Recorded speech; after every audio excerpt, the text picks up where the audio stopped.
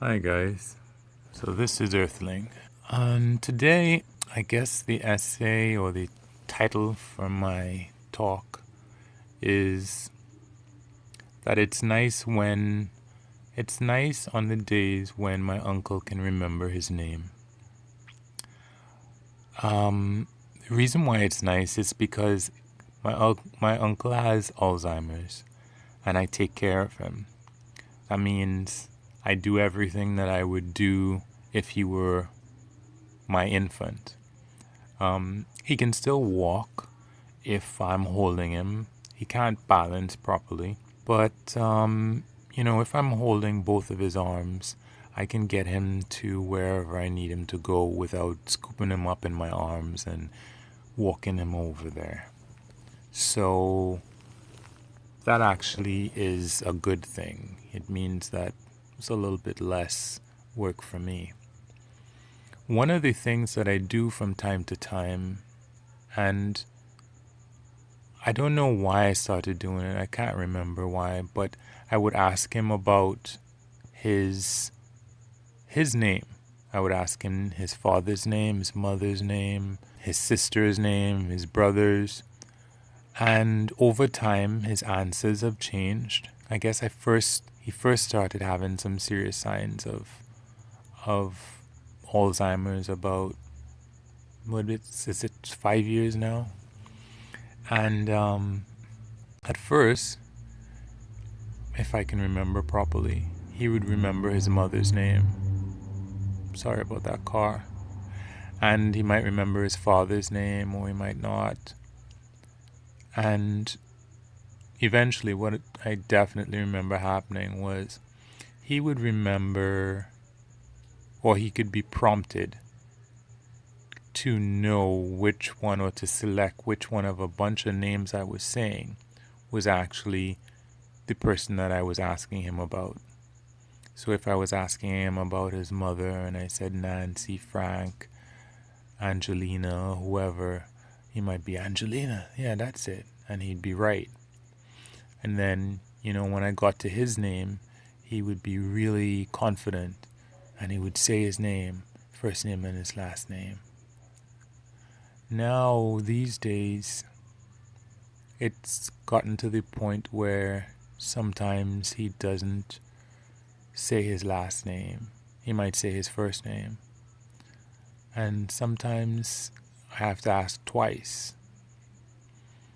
And other days, he can say it pretty confidently, I think. I have to ask him again to make sure. But on the days when he can answer confidently, it's nice. Part of the reason for me that it's a good thing, and I would never have thought that it was a good thing, that I am in this situation to have to step up to take care of him, is that it is a point of stability in my life to be able to have one of the pillars on which my life is built for me to personally be able to maintain it. So it still gives me some kind of a semblance of normalcy. I mean, I know other people whose parents have been dead for a long time, or whose relatives, their elders, have been dead for a long time, and I don't know. I guess I never really thought about it. For me, it's kind of like having a roof over your head, and then when there's no one else, like your parents are all dead and your grandparents are all dead, it's like there's nobody above you to shelter you. Even though in a way I've been sheltering them, but I guess it becomes more of a facade. At first they would shelter you, they would protect you, they would do everything for you. And as you grow older and older, you don't need them as much till you reach the point where you're doing it for them. But it's a facade now in your head to see them still being there, that the world is still normal, that everything is still okay. So I guess for me it's nice to be able to create that illusion for myself that everything is still okay. part of what I wanted to talk about today as well was that it seems like a lot of people with Alzheimer's might be starving to death. And yeah, that probably just seems like it just came out of the blue. Like you were talking about your uncle, and now you're talking about people starving to death. Well, I don't think it's out of the blue. I think, well, before I had this thought in my head that I would talk about both of them, and just talking off of the cuff right like this, it's kind of hard to distinguish a proper following point or way to introduce the topic. But basically, that's what I think. I think that because, let me put it this way, there is a neighbor who lives close to us, and he suffered from Alzheimer's, and his daughter-in-law would take care of him. And time passed and he died. So I wanted to know, okay, what should I expect? How did he die? And I asked the neighbor, I was asking her questions about, how did it go with him and so on. And it was funny. It was really, her responses were kind of funny because basically she was telling me that at first, when she had the burden of having to deal with her father-in-law for such a long time, she was telling her kids that, they should put her in a home when it came time if she ended up like that. But, after her father-in-law passed, she changed her mind. She didn't want them to put her in a home if that came to it.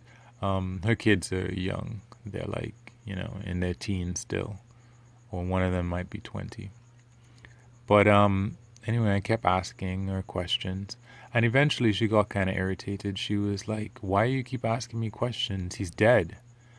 And my point was, I'm not asking for him. I'm asking for my uncle. So then I guess she kind of calmed down a bit. And one of the things that she told me was that at the end, it appeared like he didn't want to eat, my neighbor. So I kept that in mind, that okay, this might be something that I have to deal with. And eventually that was something that happened. My uncle stopped opening his mouth wide to eat. But since I knew what happened, well, I tried a lot of different things, and before I settled on what I do now, I was kind of desperate, and I eventually started giving him milk. So I knew how much calories were in the milk, and I knew how much he needed because I looked it up, and I would make sure that he had that much calories in milk because he had no problem drinking lots and lots of milk. Eventually, though, I realized that he had an allergy to the milk. And he fell really ill because of an allergic reaction on 2 days when I was trying to give him skim milk. And funny enough, I guess it's casein is the name of the protein, and it's a higher percentage of casein in skim milk than there is in whole milk, which was what I was giving him. So anyway, it was horrible, the reaction that he had. And I had to find a different way of giving him calories. And eventually, like right now, I blend his food.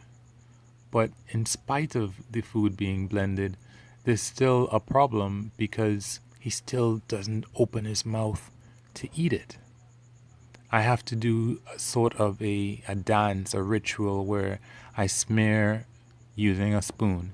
I'll spread some food on his lips, and then maybe he'll open his lips a fraction in order to suck in some of it. And when he does that, as the food is rolling off his lips, I will use the spoon to collect it, and then at that point, for whatever reason, he has a an instinctual reaction to open his mouth at that point, sometimes a little bit, sometimes a lot. So, that's how I do it. It's sort of like smear, wait while he sucks it in, gather the stuff that's dripping off, and he'll open his mouth. Smear, then gather, he'll open his mouth, and then I'll put a little bit in. So now I have sort of a ritual that I do that keeps him alive. And, when I started talking about this, I guess part of what I was saying was that a lot of Alzheimer's patients might end up starving to death. I went looking to see, what would happen. How is he going to eventually die? And I came upon a story about a woman who also died the same way because they put her food in front of her, and I guess she didn't eat it. And they didn't blend it and try to spoon feed it to her. They just kind of like, oh, well, I guess she doesn't want to eat. I guess she's going to die.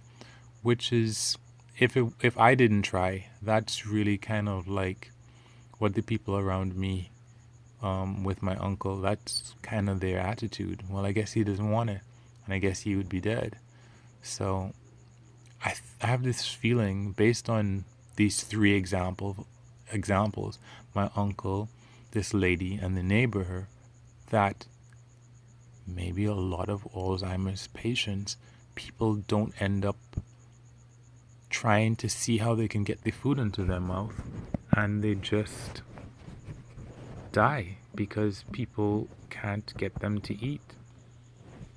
So I don't know, but it's sad. I mean, I'm glad that my uncle is alive because, like I said, it makes me feel like life is still continuing, that I'm doing something useful, especially on the days when he can remember his name.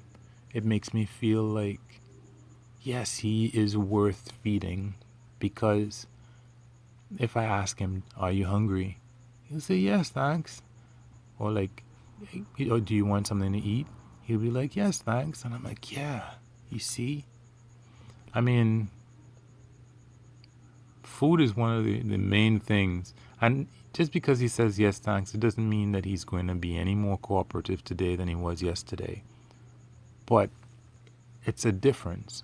It's an understanding. It's an appreciation that, yes, something in there is working, and he knows that this is not like, do you want the fan on or off? He doesn't know how to say that.